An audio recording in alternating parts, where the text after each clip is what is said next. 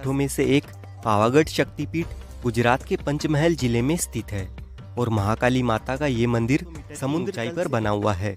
इस मंदिर की खास बात यह है कि यहाँ दक्षिण मुखी काली माँ की मूर्ति है और ये शक्तिपीठ सबसे जागृत। यहाँ पर माता रानी के दाहिने पैर का अंगूठा कटकर गिरा था, इसीलिए यहाँ पर हर साल महाकाली के भक्त लाखों की संख्या में माता के दर्शन करने आते हैं। साथ ही यहाँ पर आने वाले लोग उड़न खटोला का आनंद भी लेते हैं। तो दोस्तों, अगर आप भी यहाँ पर आना चाहते हैं, वीडियो में बताऊंगा कि आप भी पावागढ़ शक्तिपीठ के दर्शन करने कैसे आ सकते हैं, सिर्फ एक दिन में आप कैसे घूम सकते हैं, एंड मोस्ट इम्पोर्टेंट क्वेश्चन, आपका टोटल खर्चा कितना होगा और खाने पीने से लेकर रहने तक की कंप्लीट इन्फॉर्मेशन आपको इस वीडियो में मिलेगी। इसीलिए सबसे पहले आप कमेंट कर दीजिए और वीडियो को लाइक और चैनल को भी सब्सक्राइब कर लीजिए, क्योंकि ऐसे ही टूर गाइड वीडियोस आपको इस चैनल पर देखने को मिलते रहेंगे।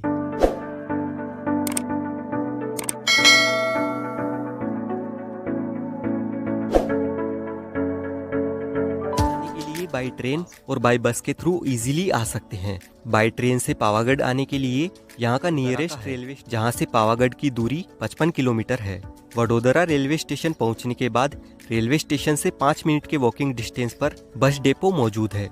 यहाँ से पावागढ़ जाने के लिए बस डेपो की एक खास बात है, बस डेपो तक जाने के लिए आपको इस बड़े से मॉल के अंदर से गुजर कर जाना होता है और पावागढ़ जाने के लिए आपको 15 से 16 नंबर पहुँचने के बाद यहाँ पर रुकने के लिए काफी सारे होटल रूम्स 500 रुपए से लेकर 1000 रुपए तक मिल जाते हैं। पावागढ़ मंदिर एक पहाड़ की ऊंची चोटी पर होने के कारण पावागढ़ बस डेपो में हमें एक और बस या टैक्सी के थ्रू 5 किलोमीटर आगे जाना होता है और बस के लिए 20 रुपए की टिकट कॉस्ट होती है।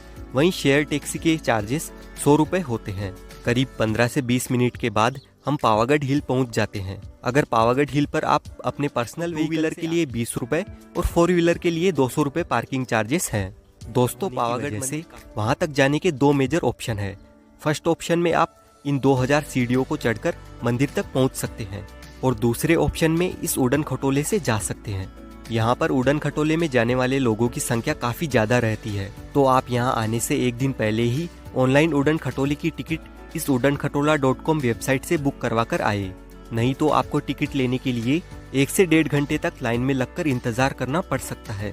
पावागढ़ में रोपवे सवारी को भारत में सबसे माना जाता है। इस उड़न खटोले के टिकट के चार्जेस एडल्ट के लिए 150 रुपए और 80 रुपए चाइल्ड के लिए होते हैं, जिसमें आना जाना इंक्लूड होता है। वीकेंड में आपको यहाँ पर काफी ज्यादा भीड़ का सामना करना पड़ सकता है, इसलिए आप चाहो तो वीकडेज में भी यहाँ पर आ सकते हैं। उड़न खटोले में बैठकर जब आप ऊपर जाना देखने को मिलता है।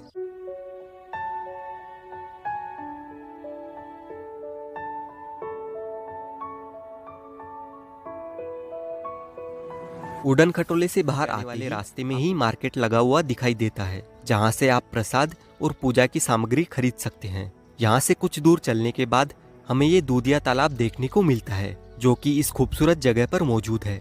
इस तालाब और इसी तालाब के पास में मंदिर में जाने के लिए ये बड़ा सा प्रवेश द्वार स्थित है। अब यहाँ से हमें लगभग 250 सीढ़ियाँ चढ़कर माता के मंदिर तक जाना होता है।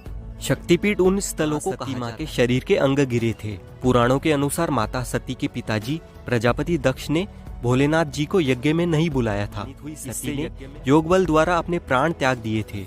उसके बाद सती की मृत्यु में व्यतीत शिवशंकर ने उनके मृत शरीर को लेकर तांडव करते हुए ब्रह्मांड में भटक रहे थे। तब विष्णु जी ने ब्रह्मांड की रक्षा हेतु अपने सुदर्शन चक्र से माता सती के टुकड़े कर दिए थे और जहाँ जहाँ माता सती वहीं शक्तिपीठ बन गए और यहाँ पावागढ़ में माता सती के दाहिने पैर का अंगूठा गिरा था, इसलिए इस जगह का नाम भी पावागढ़ पड़ गया। इसी तरह पावागढ़ के नाम के पीछे भी एक और ऐसी जगह कहा गया जहाँ पवन का वास होता है। नवरात्र के समय इस मंदिर में श्रद्धालुओं की खासी भीड़ उमड़ती है। लोगों की इस मंदिर में गहरी आस्था है। माना जाता है कि यहाँ पर दर्शन करने के बाद माँ हमारी देती है। इस ऊंचाई से हमें इस इलाके का ये शानदार व्यू देखने को मिलता है और यहाँ पर चलने वाली ठंडी ठंडी हवा हमारे शरीर को ताजगी से भर देती है।